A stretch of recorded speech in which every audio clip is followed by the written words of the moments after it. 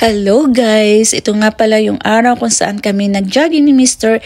dito sa Assiniboine Park. Ito nga pala isa sa magandang pasyala ng mga taga-Winnipeggers o ang mga taong naninirahan sa Winnipeg, Manitoba.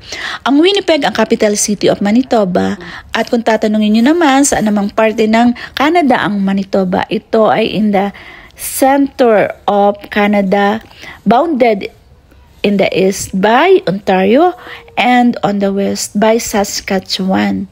And also kilala ito sa mga natural resources. Merong lakes, mountains, and forest. At marami din ditong mga parks na magaganda katulad nga nitong Assiniboine Park. At alam nyo ba kung anong klase ng pamumuhay meron dito sa Winnipeg? Ang cost of living dito ay mababa kaysa kumpara sa ibang probinsya ng Canada o ibang part ng Canada. Nag-average ng 2,000 to 3,000 cost of living ng isang family.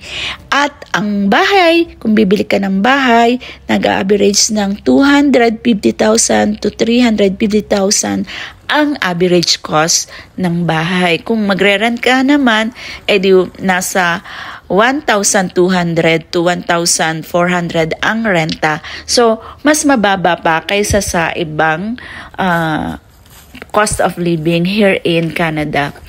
Kung gusto mo o naghahanap ka ng simpleng lifestyle at saka relax and comfortable life, ay masasabi natin na ang Winnipeg ay isa sa maganda. At ang mga tao nga palang naninirahan dito ay diversified culture. Iba-iba, may mga English, syempre Asian, nandyan na sa Asian ang mga Filipino, at karamihan ng mga naninirahan dito ay Filipino! Filipina! Ayan. And pagdating naman sa agricultural products, kilala din sa na producer ito ng mga canola oil, wheat, and sunflowers, corn. Ayan. At ano ba ang manufacturing industry? Meron ang Winnipeg. Kilala ito sa aerospace industry and automotive industry. Katulad nung aking anak na bunso, siya ay nasa aerospace industry sa Boeing, and ako naman ay nasa automotive industry bilang senior accountant.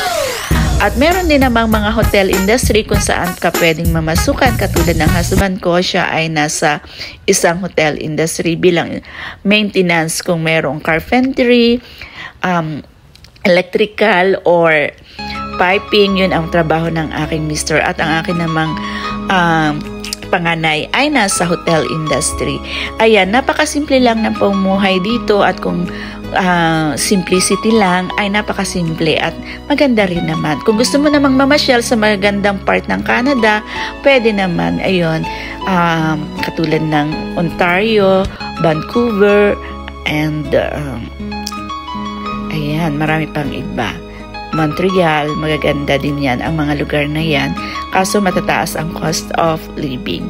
Hope you like it guys. Follow, like, and share. God bless you all.